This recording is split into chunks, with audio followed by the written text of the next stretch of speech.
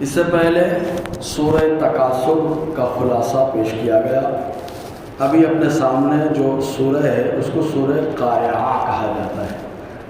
قارعہ اس کا لغوی معنی تو ہوتا ہے دھکا دینے والی چیز،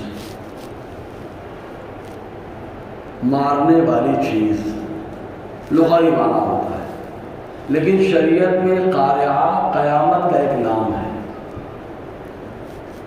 تو قیامت کتنی خطرناک ہوگی، لغوی معنی دھکا دینے والی چیز، اور شریعت میں اس کو قیامت کہا جاتا ہے۔ دھکا مکی کا معاملہ رہے گا، اتنی گردی رہے گی، دبیں گے لوگ، اتنی گردی رہے گی۔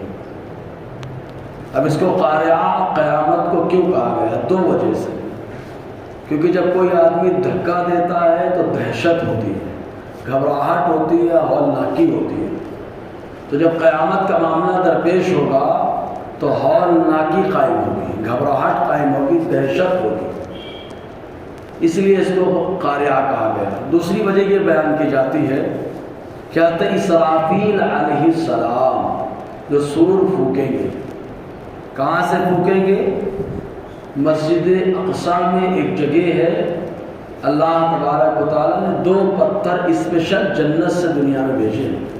دو پتھر، پہلا پتھر تو سب جانتے ہیں حجر اسود، دوسرا پتھر وہ ہے جو مسجد اقصی میں ہے، اس کو صخرہ کہا جاتا ہے۔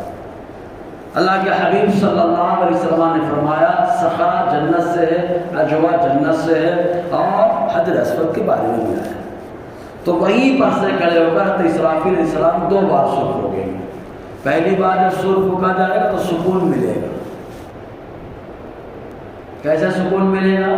جو لوگ کا قبر میں عذاب ہو رہا ہے ان کا عذاب ختم ہو جائے گا، اور جو لوگ دنیا میں بھاگ دوڑ کر رہے تھے وہ موت کی آغوش میں چلے جائیں گے، سب انتقال کر جائیں گے۔ اس کے بعد دوسری مرتبہ سور پھونکا جائے گا، دوسری مرتبہ جب سور پھونکا جائے گا، وقفہ، ڈسٹینس، فاصلہ، مدت کتنی ہوگی دونوں کے درمیان؟ تو حضرت ابو ہریرہ رضی اللہ تعالی عنہ سے روایت ہے، انہوں نے کہا 40 کا وقفہ ہوگا۔ لوگوں نے کہا 40 دن، فرمایا 40 کا وقفہ ہوگا۔ کہا 40 مہینے، کہا 40 کا وقفہ ہوگا۔ کہا 40 سال، کہا 40 کا وقفہ ہوگا۔ کہا دن، مہینے، سال کچھ نہیں متعین، کہا آقا علیہ السلام نے خالی 40 فرمایا ہے، بس 40 کا وقفہ ہوگا۔ اللہ تبارک و تعالیٰ حضرت اسرافیل علیہ السلام کو حیات عطا فرمائے گا اور وہ کھڑے ہو کے پھر پھونکیں گے۔ اب جب سور پھونکیں گے اب لوگ اپنی اپنی قبر سے گھبراہٹ کے عالم میں نکلیں گے۔ یہی وجہ کہ ان کے بدن پہ کفن بھی نہیں ہوگا، بالکل مادر ذات بہانہ ہوں گے، بدن پہ کوئی لباس نہ ہوگا۔ ماں عائشہ صدیقہ رضی اللہ تعالیٰ عنہا عرض کرتی سرکار کیا ایک دوسرے سے حیا نہیں آئے گی کہ کسی کے بدن پہ کپڑا نہیں ہوگا، لوگ ایسے جا رہے ہوں گے؟ حضور صلی اللہ علیہ وسلم فرماتے ہیں وہاں کوئی دوسرے کو نہیں دیکھے گا، ہر ایک آدمی کو اپنی فکر ہوگی۔ اسی کو بولتے ہیں نفسا نفسی، اپنا اپنا اپنا اپنا، اپنی فکر ہوگی، اپنے کو حساب دینا، اپنا معاملہ درپیش ہے۔ تو اس سور پھونکنے کی وجہ سے گھبراہٹ طاری ہوتی ہے، اسی گھبراہٹ کی وجہ سے جو ہے اس کو قارعہ کہا جاتا ہے۔ اللہ تبارک و تعالیٰ نے اس کو نازل فرمایا ہجرت سے پہلے، کیونکہ مکے والوں کو بہت ساری چیزیں اسلام کی ہضم ہی نہیں ہو رہی، جن کا ہاضمہ کمزور ہے، کیا کر سکتے بھائی؟ ہلکا پھلکا کھانا ہر معدے میں ہضم ہو جاتا ہے، لیکن جو ہیوی کھانا ہوتا ہے مضبوط معدے والے کے لیے، تو جو ہیوی باتیں ہیں وہ ہیوی دماغ والوں کے لیے۔ ان کو اتنا ٹینشن ہوتا ہے مرنے کے بعد دوبارہ زندہ ہونا نہیں سمجھ میں آتا، نہیں سمجھ میں آتا۔ ہڈی لیے ہاتھ میں، کون ان ہڈیوں کو دوبارہ زندہ فرمائے گا؟ میرا رب بھی بڑا مشکل جواب دیتا ہے خاموش کرنے والا۔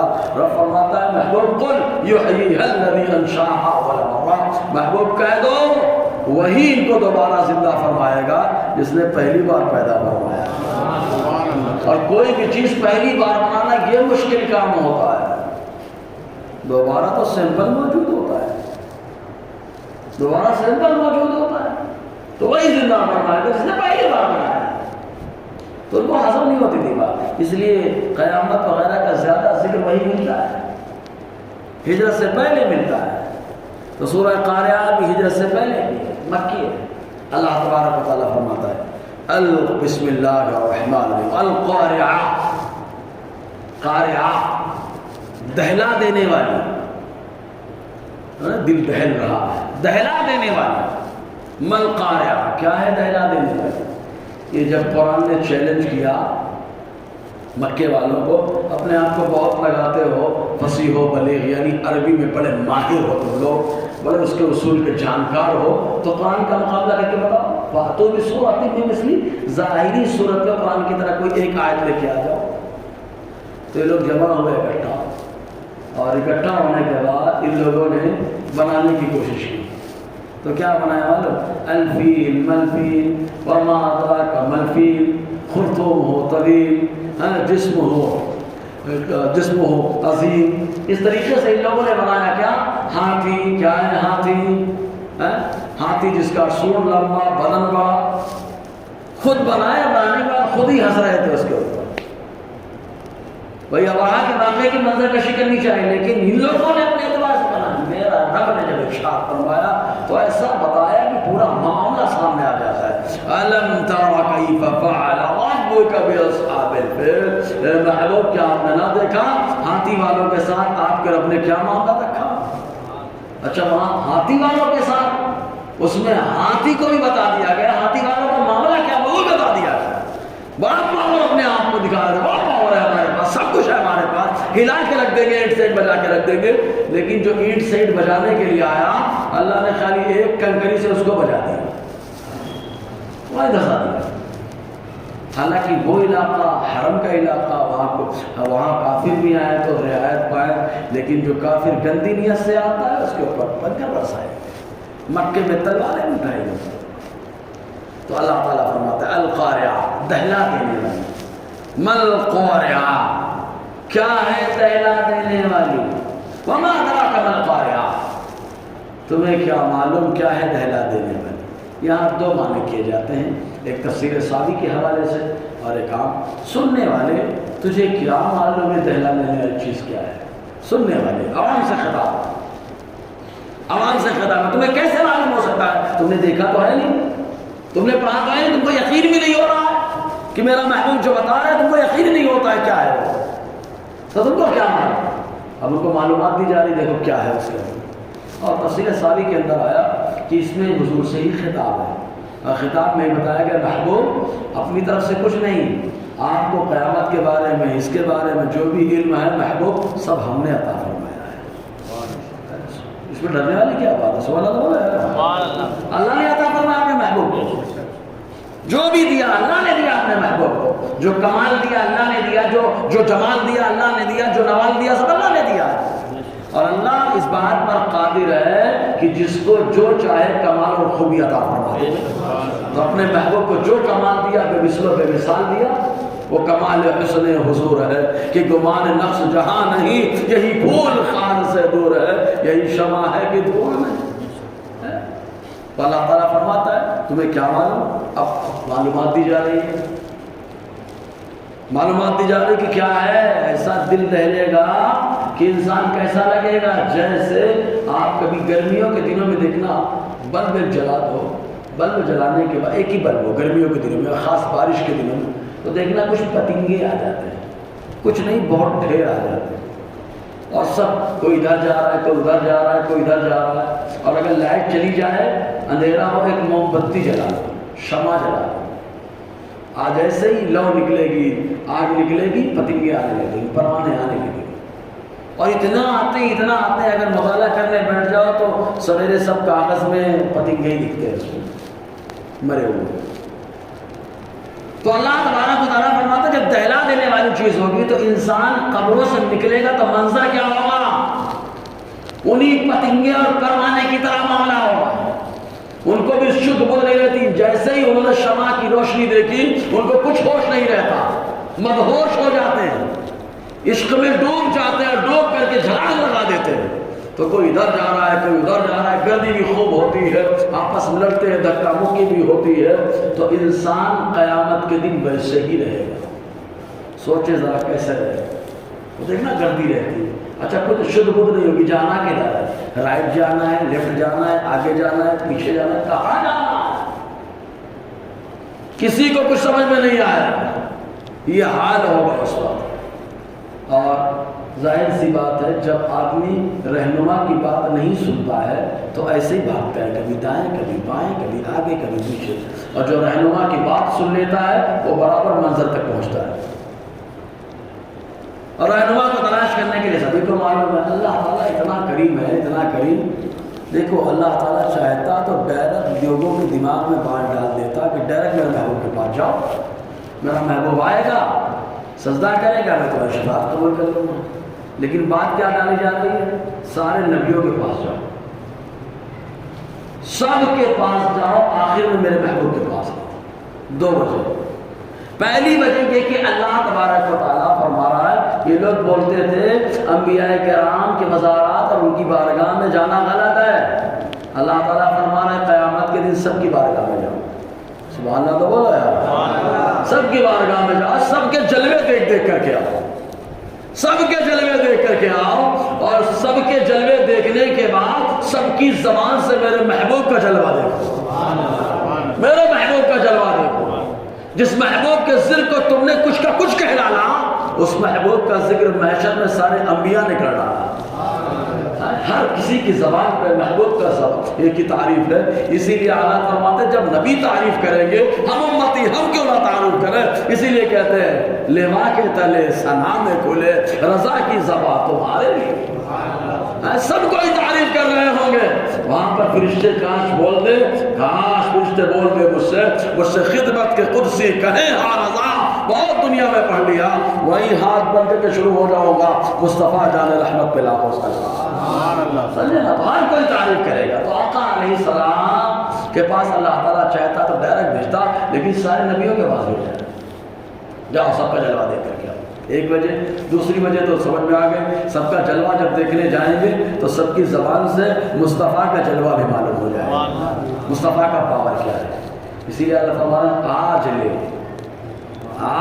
لے ان کی پناہ، آج مدد مانگ سے۔ آج بولے حضور سے مدد مانگنا شرک ہے، شرک کا مدد مانگنا، آپ حضور کی پناہ لینا غلط ہے۔ اللہ فرماتے تو غلط بول رہا ہے، شرک بول رہا ہے تو سن لے، آج لے ان کی پناہ، آج مدد مانگ ان سے، پھر نہ مانیں گے قیامت میں اگر مان گیا تو مان گیا میں کہ مصطفیٰ سے پناہ لینا، مصطفیٰ کی مدد دینا، یہ تو انبیاء کو پسند ہے، اللہ کو پسند ہے۔ تو وہاں مانے گا تو وہاں اب تیری بات نہیں مانی جائے گی، اب نہیں مانی جائے گی، کیونکہ وہاں پر مصطفیٰ کہیں گے اللہ میں تو مدد کے لیے اللہ نے مجھے بٹھایا ہے، سبحان اللہ، میں ہی مدد کروں گا، میں شفاعت کروں گا۔ جی تو قیامت یہ معاملہ ہوگا، منظر ایک دم آدمی آئے گا کہ پتی کے گی طرح۔ لیکن ایسے موقع پر کوئی جب کسی کی شدھ بدھ نہ کام کرے، وہاں پر میرے مصطفیٰ کیا فرما رہے ہیں؟ آقا فرماتے ہیں ایسے موقع پر سب سے پہلے میں نکلوں گا اور انتظار کروں گا میرا ابو بکر قبر سے نکلے گا، اور سیدھا بولے یار، میرا عمر نکلے گا، جنت البقیع والے آئیں گے، جنت المعلا والے آئیں گے۔ آقا فرماتے سب ادھر ادھر بھاگ رہے ہیں، لیکن میں ان کو ساتھ میں لے کر محشر میں جاؤں گا، ان کو ساتھ میں لے کر کے جاؤں گا محشر میں۔ اسی لیے جنت البقیع میں مدفن مانگنا یہ اللہ کے رسول کو پسند ہے۔ حضور نے فرمایا جس نے دونوں حرم میں سے کسی ایک میں موت کی تمنا کی ہے، روز سے محشر میں اس کی شفاعت کروں گا۔ دونوں حرم میں سے کسی ایک میں مرنے کی تمنا کی۔ اسی کو اعلیٰ عبدالرحمٰن کے شعر میں کیا اچھے انداز میں پھر ہوا ہے، حرم کی زمین اور قدم رکھ کے چلنا، ارے سر کا موقع ہے او جانے والے، او جانے والے۔ تو ہمارے دماغ میں تو کچھ اور آتا ہے، بولے الٹا چلنے کا ہے، سر کے بل چلنے کا، سمجھے؟ نہیں، سر کے بل نہیں۔ احمد رضا کی فکر بھی اعلیٰ ہے، تبھی اعلیٰ حضرت ہے، اور اعلیٰ فکر کو سمجھنے کے لیے اعلیٰ ذہن چاہیے، صحیح ہے؟ تو اعلیٰ کا مطلب کیا معلوم؟ حرم کی زمین اور قدم رکھ کے چلنا۔ بولے آئے یار قدم رکھ کے جا رہے ہو، گھر سے آئے اور قدم رکھ کے جلدی چلے جا رہے ہو، سمجھ رہے؟ تو قدم رکھ کے جاؤ مت، سر کا موقع ہے، یعنی سر دے دو یہاں پہ، انتقال کر جاؤ یہاں پہ، کیونکہ جو یہاں پہ انتقال کرے گا روضے محشر میرا مصطفیٰ خود اس کی شفاعت کرے گا۔ سمجھا نا؟ یہ شعر کا مطلب فنا فی رسول ہے، یہ شعر فنا فی رسول کا شعر ہے، سمجھ میں آیا؟ تو آقا علیہ السلام کی بارگاہ وہ بارگاہ ہے۔ تو ایسے موقع پر میرا نبی سب کو یاد رکھے گا۔ اسی لیے شیخ عبدالحق محدث دہلوی ہم جیسے غریبوں فقیروں کے لیے ایک بڑا اچھا نسخہ دے رہے ہیں، اور شیخ عبدالحق محدث دہلوی کو حدیث پھیلانے کے لیے مصطفیٰ نے ہندوستان میں مقرر کیا، حضور نے مقرر فرمایا۔ وہ فرماتے ہیں جذب القلوب الی دیار المحبوب کے اندر فرماتے ہیں کہ جب آدمی صدق دل سے جنت البقیع میں دفن ہونے کی تمنا رکھتا ہے، دعائیں کرتا ہے، وہ کہیں بھی مرے فرشتے اس کا جنازہ جنت البقیع میں پہنچا دیتے ہیں، کہیں بھی مرے جنت البقیع میں پہنچا دیتے ہیں۔ تصویر نعیم تو میں نے بغل بھی کیا تھا، مفتی احمد یار خان نعیمی علیہ رحمۃ رضوان نے لکھا ہے کہ ایک بزرگ کے پاس نوجوان آیا اور بولنے لگا حضرات جنت البقیع والے تو اٹھا کے ایسے ہی جنت میں جھاڑ دیے جائیں گے، جنت المعلا والے جھاڑ دیے جائیں گے، یہاں تو ہر کوئی دفن ہو رہا ہے، ہر کوئی دفن ہو رہا، تو کیا معاملہ ہو؟ جواب دینے سے پہلے فرمایا جاؤ، ملے گا جواب، ہر سوال کا ایک جواب ہوتا ہے اور وقت پر جواب دیا جاتا ہے۔ نوجوان آیا، سویا، خواب میں کیا دیکھ رہا ہے؟ اونٹوں کی سواری ہے، قبر کی کھدائی ہے، کچھ لوگوں کے جنازے رکھے جا رہے لے جانے کے لیے، اور انہی اونٹوں پہ کچھ کا جنازہ آ رہا ہے، دفنایا جا رہا ہے، جنت البقیع میں دفنایا جا رہا ہے۔ سویرے گئے شیخ کے پاس، کا جواب مل گیا، کیا جواب؟ کہا ایسا ایسا میں نے دیکھا۔ کہا آقا علیہ السلام نے فرمایا میرا مدینہ بھٹی ہے، بھٹی مٹی کو الگ کر دیتا ہے، سونے کو الگ کر دیتا ہے، تو جو شریر تھے ان کو اٹھا کر الگ کر دے رہے فرشتے، اور جو سونا تھا کہیں پر بھی سویا تھا اس کو اٹھا کے جنت البقیع میں پہنچا رہے ہیں۔ سمجھے کہ نہیں؟ تو یہ جنت البقیع۔ تو قارعہ اللہ تعالیٰ فرماتا ہے یوم یکون الناس کالفراش المبثوث، یوم جس دن یکون ہوں گے الناس لوگ کا جیسے الفراش پتنگے، المبثوث پھیلے ہوئے پتنگوں کی طرح لوگ اس دن ہوں گے، جیسے پتنگے پھیلے ہوئے ہوتے ہیں اور پروانے پھیلے ہوئے ہوتے ہیں، کوئی شدھ بدھ نہیں، کوئی دماغ کام نہیں کرتا، تو بھاگو بھاگو، ویسے ہی لوگوں کا معاملہ گھبراہٹ کے عالم ہے۔ اور یہ پہاڑ میں بڑے بڑے دکھ رہے ہیں، یہ پہاڑ کیسے ہو جائے گا؟ کبھی آپ گدا بنوانے گئے؟ اب تو ریڈی میڈ کا دور ہے، ریڈی میڈ لاؤ، گدا لاؤ، اب تو رضائیاں بھی بند ہو گئی، بلینکٹ آ گئے جب سے، ورنہ رضائیاں پہلے بنوانے جاؤ تو اس میں کپاس پڑتا، اور کپاس کو کچھ دیکھا ہوگا پتھر کی طرح ٹائٹ ہو جاتے ہیں، اور کچھ وہ مشین میں ڈال کے نکالو تو کپاس بڑا نرم ہوتا ہے، ملائم ہوتا ہے، دکھتا بہت ہے، دباؤ تو کچھ نہیں رہتا، دکھتا بہت ہے، دباؤ تو کچھ نہیں رہتا۔ تو یہ جو پہاڑ ہے میرا فلک دوست، یہ بڑے بڑے پہاڑ، یہ پہاڑ بہت بڑے دکھ رہے ہیں، لیکن جب قیامت کا معاملہ ہوگا تو یہ پہاڑ کیسے ہوں گے معلوم؟ کپاس، اون کی دھنی ہوئی کپاس اور روئی اور اون جو دھنی دے دی گئی ہو، جس کو دھنک دیا گیا ہو، اس کی طرح ہو جائے، ایک دم دکھیں گے بہت بڑے بڑے، لیکن ایک دم دباؤ کو تو کچھ نہیں ہوگا۔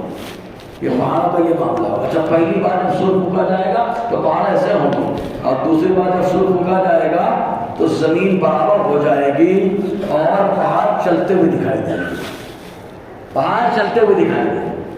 تو اللہ تبارک و تعالیٰ فرماتا ہے وَتَكُونُ الْجِبَالُ، اور ہوں گے پہاڑ کا جیسے عین اون المنفوش، دھلی ہوئی اون کی طرح ہو جائے گا، دھنیوں کے پاس کی طرح ہو، دکھیں گے تو بہت بڑے لیکن رہیں گے کچھ نہیں۔ سمجھ میں آ رہا ہے نا؟ سمجھ میں آ رہا ہے نا؟ ہاں جی۔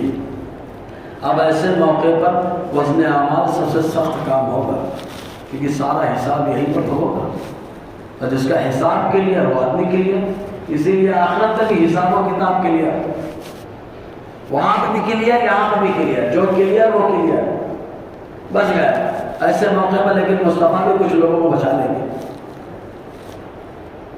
مصطفیٰ کہیں گے جانے تو میں گارنٹی دیتا ہوں، یہ آدمی تو ایسا کر ہی نہیں سکتا نا، میں گارنٹی دیتا ہوں، میں شفاعت کرتا ہوں، سمجھے نا؟ مصطفیٰ کی شفاعت۔ اور کچھ ایسے ہوں گے کہ اللہ تعالیٰ خود فرمائے گا محبوب آپ کی امت میں 70,000 جنت پہ جائیں گے بغیر حساب و کتاب، 70,000 جائیں گے، حدیث میں ہے، بخاری شریف کے حدیث ہے۔ تو اب وہاں پہ اعمال تولے جائیں گے، تو یہاں پہ دو گروہ سامنے آ گئے ہمارے، دو کھڑے ہو گئے۔ اہل سنت و جماعت نے کیا تولے جائیں گے، ایک معتزلہ فرقہ گزرا ہے، نیا ورژن اس کا ان لوگوں کا آ گیا جو بولتے ہیں جھوٹ کو کافر کو کافر نہیں کہنا چاہیے، نیا ورژن ہے، یہ اپڈیٹ ہو کر جائے۔ ان کا کیا تھا؟ معتزلیوں کا نظریہ کیا تھا؟ جو آدمی بڑا گناہ کر لے وہ کافر نہیں ہوتا، ہاں کافر نہیں ہوتا اور مسلمان بھی نہیں رہتا۔ جو بڑا گناہ کر لے، جیسے روزہ نہیں رکھا تو بڑا گناہ ہو، اور بڑا گنہگار کافر نہیں ہوتا اور مسلمان بھی نہیں رہتا، مطلب بیچ میں لٹکا رہتا ہے۔ تو اس کو اپڈیٹ کر کے ان لوگوں نے یہ پیش کیا، کافر کو کافر مت بولو، ہے کافر مت بولو، تو کافر کو زمرے سے نکالا، مسلمان بول نہیں سکتے تو بیچ میں لٹکا دیا۔ سمجھ میں آ گیا کہ نہیں آ گیا؟ لیکن آج کے دور میں ہمارے طور سے ایک چیز بولو، موضوع ہے ہٹ کر کے، لیکن بات پوائنٹ ٹو پوائنٹ۔ آج رمضان میں بھی لوگ سنتوں میں ڈنڈی مار دیتے ہیں، صحیح ہے کہ نہیں؟ جمعہ کا ٹائم آئے گا، 2 رکعت پڑھو، امام صاحب کا جلوہ دیکھو، بھاگو۔ وہی امام ہے کہ پرانے امام ہے؟ وہیں پہ نماز پڑھے گی، کچھ کام چالو آگے پیچھے کرے گا، ہے نا؟ اچھا ایک بتاؤ، سنت سحری کھانا کیا ہے؟ تو بولو نا یار، سحری کھانا کیا ہے؟ اچھا ہر مسلمان کھا رہا ہے، کھا رہا ہے کہ نہیں کھا رہا ہے؟ سب دبا کے کھا رہا ہے، کیا کھا رہا ہے؟ سنت تو سنت سحری کھا رہا ہے۔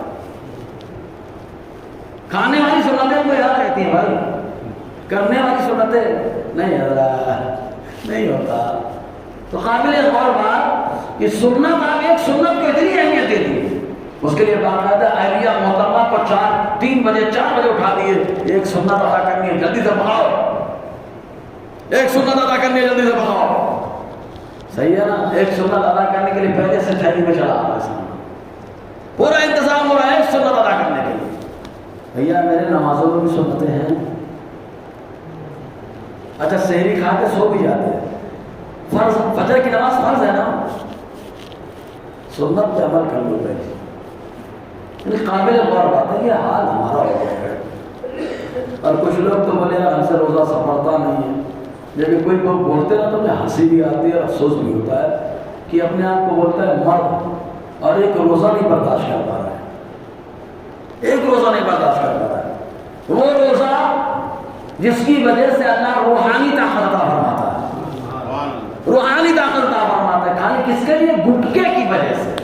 بولے گٹکا کا اتنا عادی ہو گیا اس کی وجہ سے روزہ نہیں رکھ پا رہا۔ اے بھائی میرے، گٹکا تیرا جنت میں نہیں لے جانے والا، گٹکا تیرا جو جہنم سے نہیں بچانے والا، گٹکا تیرا رات کا جلوہ نہیں دکھانے والا، لیکن یہ روزہ قبول ہو گیا تو خدا کی قسم یہ جنت میں لے جانے والا ہے۔ آقا نے فرمایا یہ شفاعت کرنے والا۔ ارے یار یہی تو موقع ملا، اسی موقع میں گٹکا چھوڑ دو، اسی موقع میں نشہ چھوڑ دو، بہت ساری سنتیں ہوتی، بس خالی دل میں بات کس کی کب لگ جائے ہم کو نہیں معلوم، ہو سکتا ہے دل میں بات کسی کو اتر جائے، ورنہ کوئی آج کے دور میں کسی کی سنتا نہیں، ابا کی تو سنتے نہیں، مولانا کی کیا سنیں، صحیح ہے کہ نہیں؟ مولانا تو ہر جمعہ بولتے ہیں نماز پڑھو، فرض کے بعد 4 رکعت سنت مؤکدہ، 2 رکعت سنت مؤکدہ، 2 رکعت نفل کی جگہ قضاء عمری پڑھنا بہتر ہے۔ ارے یہ روز ان کا اناؤنس ہوتا، چلو سمجھ رہے کہ نہیں؟ وہ تو ہمیشہ کام کرتے ہیں۔ بہرحال تو اللہ تبارک و تعالیٰ ارشاد فرماتا ہے، معتزلیوں نے جو نظریہ پیش کیا کہ اعمال تولے والے نہیں جائیں گے، معاذ اللہ، اہل سنت و جماعت نے کہا تولے جائیں گے۔ منطقیوں نے، معتزلیوں نے ایک منطق کا قاعدہ اپنایا۔ دیکھو منطق میں چیزیں 2 طرح کی ہوتی موجود، ایک بالذات ہوتی ہے، ایک بالعرض ہوتی ہے۔ آسان لفظوں میں یہ سمجھیں کہ نماز کو کسی نے چلتے ہوئے دیکھا ہے تو نماز نمازی کا محتاج ہے، دوسرے کے ساتھ قائم ہوتی ہے۔ روزے کو چلتے ہوئے دیکھا ہے، کتنا بڑا ہے، کتنا چوڑا ہے، کتنا لمبا ہے، کون سا جبہ پہنا ہے، کون سا نامہ باندھا ہے، کون سی ٹوپی لگایا ہے، نہیں، کہ یہ عمل ہے۔ عمل جو ہوتا ہے عرض ہوتا ہے، اور عرض ہمیشہ دوسرے کے ساتھ ہوتا ہے۔ تو جتنے اعمال ہیں یہ سب آدمی کے ساتھ ہے تو اعمال کیسے تولے جائیں گے ان لوگوں نے؟ متصل ہوئے تو اہل سنت و جماعت کی طرف سے غلط تو قرآن و حدیث سے بہت جواب ہے. ایک عقلی جواب، عقلی آدمی کو عقلی جواب. بخار کو کسی نے چلتے پھرتے دیکھا ہے، وہاں جا رہا ہے، اے بخار بھائی ادھر آؤ، اب مت آنا ادھر، اب ادھر مت آ کے پریشان کرنا لوگوں کو. اے بخار بھائی، نہیں دیکھے کیا آپ نے؟ کہا بخار کو آج تک نہیں دیکھا، بخار زدہ آدمی کو دیکھا. تو کہا بخار کیسے مانتے ہیں؟ کہا اللہ تعالیٰ نے ڈاکٹروں کو ایک آلہ دے دیا ہے، منہ میں لگاتے ہیں نکالتے ہیں، اتنا بخار، بدن چاہے جتنا موٹا ہو چاہے جتنا لگڑا سکڑا ہو، لیکن بخار کا پتہ اس آلے سے لگا لیا. تو جو پروردگار عالم انسان کو یہ پاور دے دیا کہ جو دوسرے کے محتاج شے ہے اس کو ایک آلے سے پتہ لگا سکتا ہے، تو میرا مولا اس بات پر قادر ہے کہ انسان الگ کھڑا ہو اور اس کے اعمال کو اللہ تعالیٰ توڑوا لے. اللہ قادر ہے اس بات، اللہ اس بات پر قادر ہے. پھر بھی قرآن کہتا ہے، کیا کہتا ہے؟ فَأَمَّا مَا ثَقُلَتْ مَوَازِينُهُ، تو رہا وہ جس کے بھاری رہے تولے، وزن، میزان. میزان مطلب نیکیاں بھاری رہے، تو جو بھاری نیکیاں لے کر کے گیا فَهُوَ فِي عِيشَةٍ رَاضِيَةٍ، تو وہ من چاہی زندگی میں ہوگا. من چاہی جنت میں ہم جو خواہش کریں گے وہ خواہش ہماری پوری ہوگی. تو من چاہی زندگی ہے نا وہاں، تو من چاہی زندگی میں رہے گا، مطلب وہ جنت میں رہے گا. جنت میں رہے گا جس کے پلے بھاری ہو نیکی. اچھا دنیا میں نیکیوں کا پلہ بھاری ہوتا ہے، نیچے جاتا ہے. محشر میں الٹا آپ کو دکھے گا، ہے وہ سیدھا، وہاں پلہ بھاری ہوگا تو اوپر جائے گا، اوپر جائے گا. ایک روایت میں آیا حضور صلی اللہ علیہ وسلم نے فرمایا یہ کس کے لیے اور سب کے لیے ہونا ضروری نہیں ہے. ہم لوگ تو اپنے بارے میں پھٹ کے لیتے ہیں، ہماری بارے میں ہوگا، ہمارے بارے میں ہوگا. اللہ کی رحمت سے مایوس نہیں ہونا چاہیے ایسا خیر، لیکن یہ بھی سوچنا چاہیے اللہ کا عدل فرمائے گا، انصاف فرمائے گا تو ایک گناہ پر بھی پکڑ کر لے گا، ایک غلطی میں پکڑ کر لے گا، ایک غلطی میں پکڑ کر لے گا اللہ تعالیٰ. اور اگر کلم فرمائے گا نیکیوں کے پلے میں کچھ نہیں ہے، لیکن اللہ تعالیٰ خالی کلمہ طیبہ کی برکت سے انسان کے سارے گناہوں کو معاف فرمائے گا. سورہ منصور کی روایت ہے، ایک کاغذ میں لکھا ہے دے گا اللہ تعالیٰ، نیکی کو اللہ بھائی ہو جائے گا.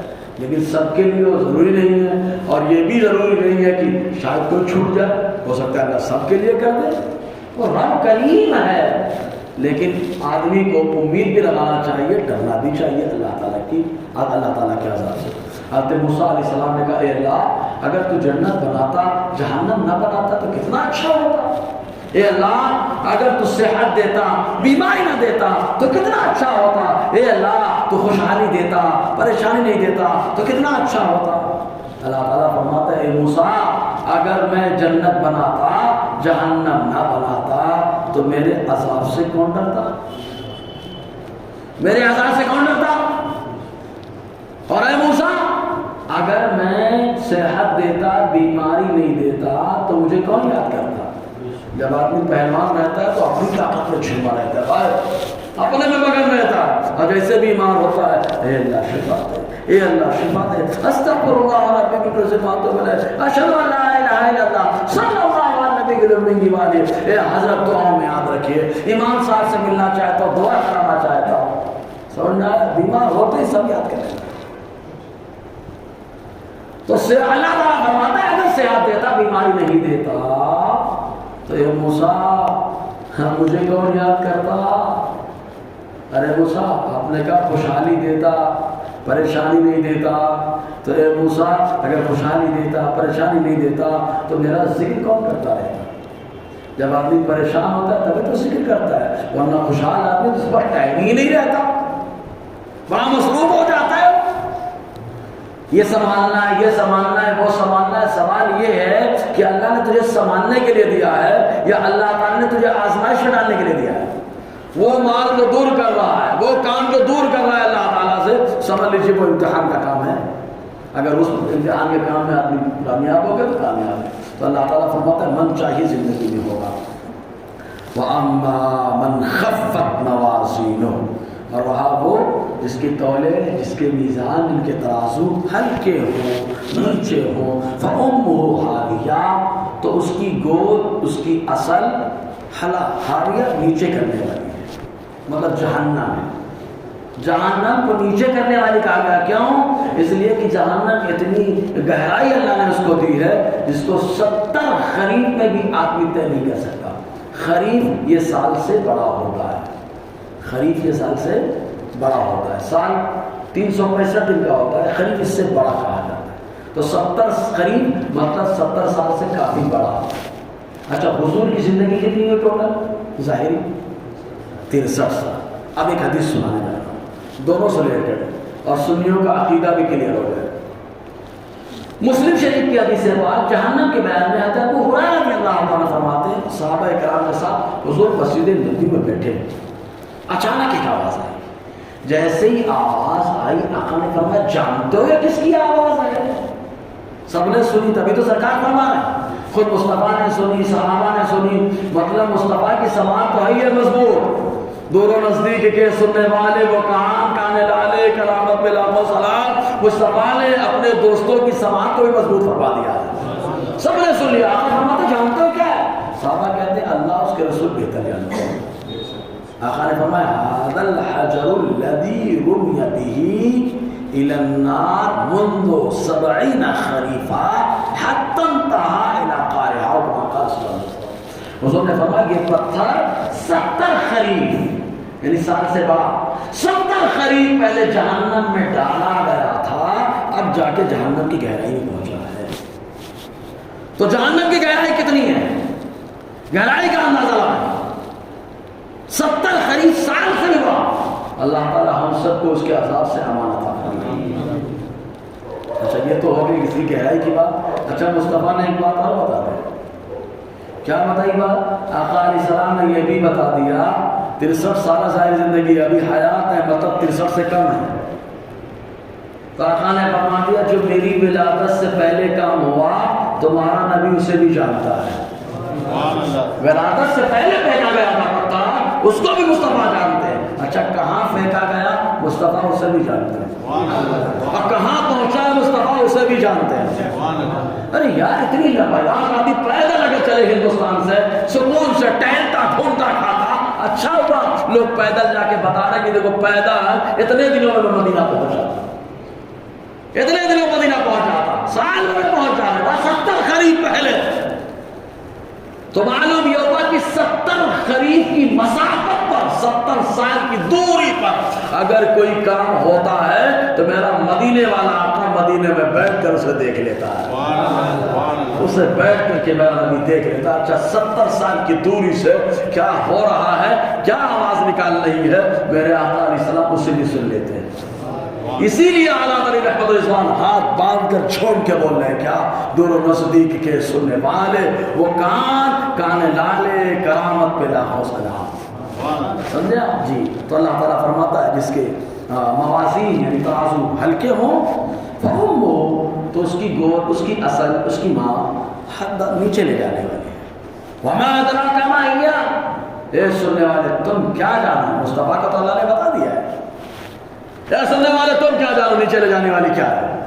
کہا نار حامیہ، بھڑکتی ہوئی آگ ہے، جلتی ہوئی آگ ہے جو نیچے لے جاتی ہے آدمی۔ اچھا، آگ میں آدمی جاتا ہے، جل جاتا ہے، ختم ہو جاتا ہے، لیکن یہ ایسی آگ ہے نہ مرے گا نہ جیے گا۔ ہم نے بولتے ہیں نا ادھمارا، نیم مردہ، ٹینشن میں ہمیشہ۔ یہ معاملہ اللہ تعالیٰ ہم سب کو عذاب نار سے حفظ و امان عطا فرمائے۔ انہی عقائد پر جو ہمارے اسلاف اہل سنت کا نظریہ رہا، انہی نظریات و عقائد پر ہم سب کو استقامت عطا فرمائے۔ دوران گفتگو غیر شرعی کلمات نکلا، استغفر اللہ ربی، اس بات کو اشہد ان لا الہ الا اللہ و اشہد ان محمدا عبدہ